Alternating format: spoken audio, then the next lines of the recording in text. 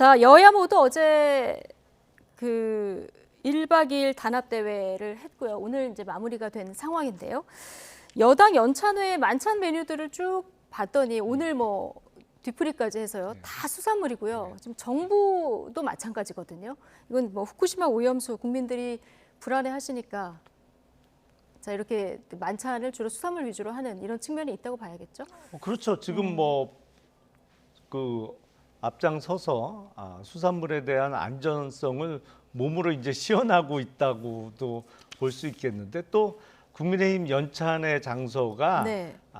바다를 끼고 있는 인천이었습니다. 그러다 보니까 주요 메뉴가 수산물이 계속 올라오고, 오늘 연찬회를 끝내고 지도부 오찬도 역시 네. 수산물을 이용해서 그 식사를 했는데, 지역적 특성도 가미돼서 또 지금 소비가 인천이었죠? 조금 예. 주춤해 보이는 수산물 소비 촉진을 위해서 이제 주로 회나 이런 수산물로 식사를 1박 2일 했습니다. 네, 민주당 워크숍 끝나고 이제 결의문 발표했는데 여기서 국민 안전 비상 사태를 선포했습니다. 예. 방류 이미 진행이 되고 있고요. 앞으로 어떤 행동을 할 계획이십니까?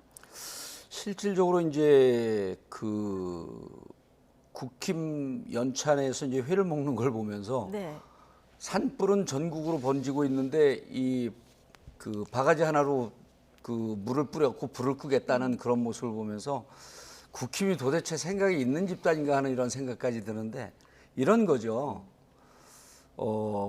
과학대 괴담이라고 하는 프레임을 만들었습니다. 그러면은 일본이 지금 이제 1조 수산업 피해 구제금으로 1조를 예산 지출을 했어요. 그리고 이제 그게 뭐 3조, 4조, 5조까지 얘기가 나오고 있는데, 일본 수산업 피해가 민주당 괴담 때문에 그렇습니까? 아니잖아요.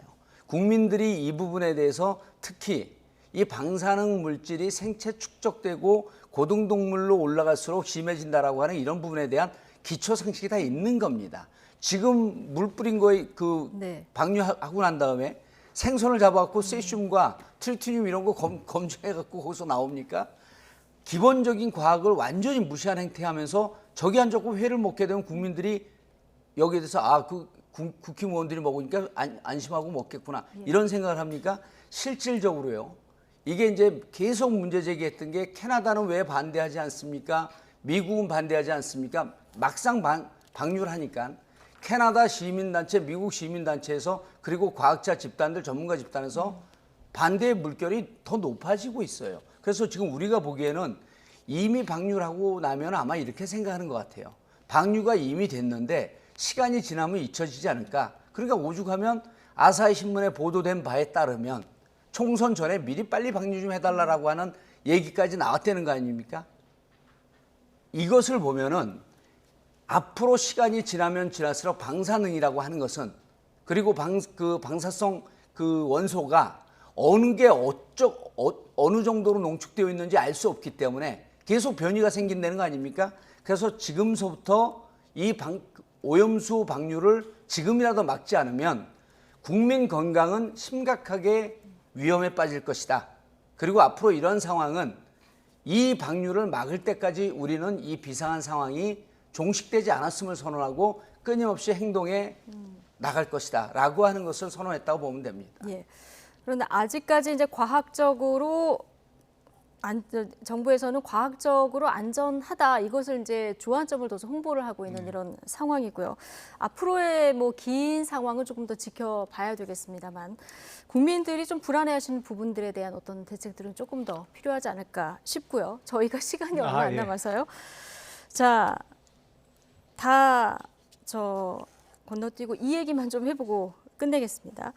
자, 어제 국민의힘 연찬회에서 특강자로 나왔던 김병준 고문께서 이제 엄석대 언급을 하셨는데, 민주당 워크숍에서는 서른 의원이 심청이 발언을 했습니다. 자, 이재명 대표가 심청이처럼 인당수에 빠져야 왕비가 될 수 있다, 이런 내용이었는데요. 이에 대한 오늘 아침 민주당 내 반응 듣고 오시겠습니다.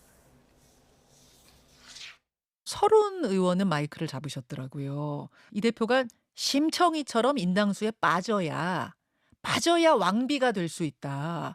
이재명 대표의 사법 리스크가 본인뿐만 아니라 당에도 매우 큰 악영향을 주고 있기 때문에 대표직 사퇴라든가 또는 지금까지 약속한 불체포 특권을 실제로 그 행동으로도 보이고 예. 소위 개딸들 일그러진 그 팬덤을 바로잡는 어떤 그러한 조치들 뭐 이런 것들이 좀 과단성이 있게 쾌도난만처럼 있어야 된다라는 취지 아닌가 싶은데요. 서른 의원이 이재명 대표에겐 좀 뼈아픈 얘기도 강하게 하시던데 전반적인 분위기가 어땠습니까? 그분이 하시는 것이 뼈 아프지는 않아요. 네, 왜요? 오버앤 오버 어게인, 리피트 어게인. 너무 많이 들어서. 네. 그뭐 이쪽만 열리면 하시는 분이기 때문에 네. 그래서 또 의원들이 야유도 하고 그만 좀 해라. 아, 그랬어요? 네, 많이 먹었다 아니가. 예. 그래서 큰 반향은 없었고 어제도 이제 기자들이 많이 이제 오셨거든요. 그래서 제가 기자들한테 그랬어요. 기자들이 생각하는 분란과 분쟁 이런 거에 비입자도 없다. 아, 분란에 비읍자도 없었다. 정청래 의원이 이렇게 이제 분위기를 전했는데요. 정봉주 의원은 어떻게 전해 들으셨습니까?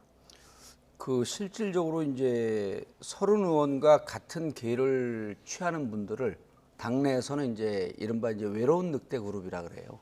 아, 예, 그러니까 다른 분들과 연대해서 공감대를 형성하면서 발언하는 것이 아니고 그냥 각자 발언하고 그것으로 아무런 그 반향이나 파장이 없이 끝나는 이런 분들이 한 5분 정도 됩니다. 근데 공교롭게도 2분 다 나왔어요. 서른 의원도 나왔고 이상민 의원도 나왔고 네. 실질적으로 당내 분위기를 보면 저런 분들이 발언하는 게 파장이 없습니다. 그러니까 이제 더 이상 설득력을 못 갖는다는 얘기예요. 그리고 이제 그 이외에 또 이제 이른바 반명이라고 하는 그룹들이 몇몇이 네. 되는데 그분들 다 합해봐 한 20명 정도 됩니다. 그리고 그러면 이게 어제 이 지형이 안 바뀌어요. 예, 그 양경숙 의원 같은 경우는 이재명 대표 체포동의안 부결을 당론으로 지정해야 된다 이런 얘기도 했다고 하는데 예.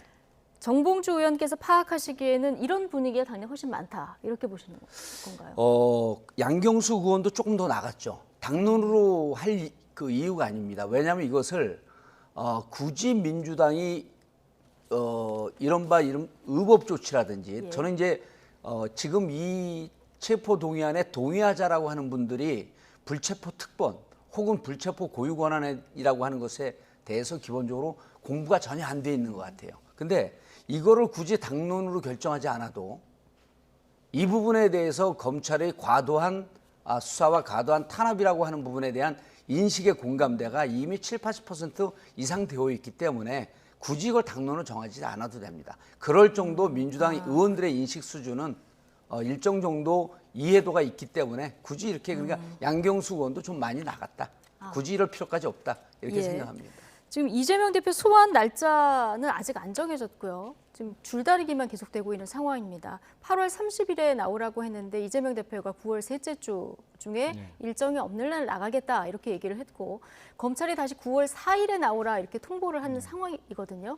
근데 이렇게 만약에 이 대표가 이걸 안 받게 되면 어떻게 되는 겁니까?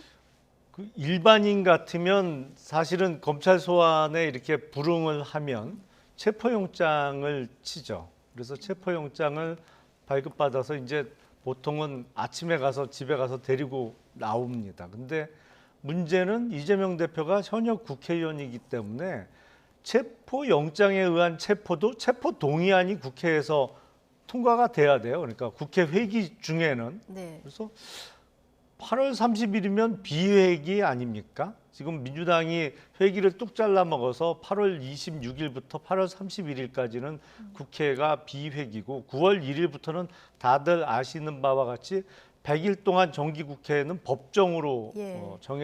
법으로 정해진 회기인데 비회기 때 나오라 그러니까 굳이 그 국회 회기 때 나가겠다. 그것도 셋째 주에 나간다. 검찰은 지금 첫째 주에 나와라 뭐 이런 옥신각신을 하고 있는데 국회의원의 불체포 특권 아니면 이런 옥신각신이 없겠죠.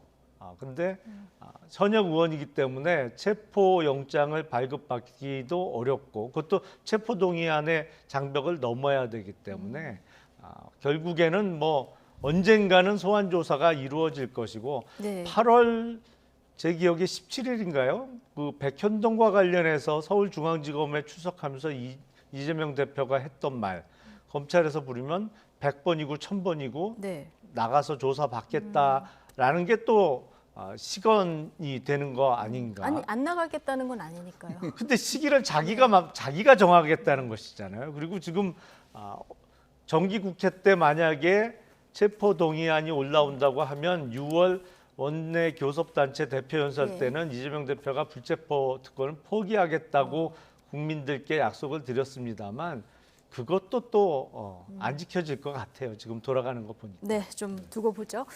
여기까지 하겠습니다. 김용남, 정봉주 전직위원 두 분과 함께했습니다. 고맙습니다. 예, 감사합니다.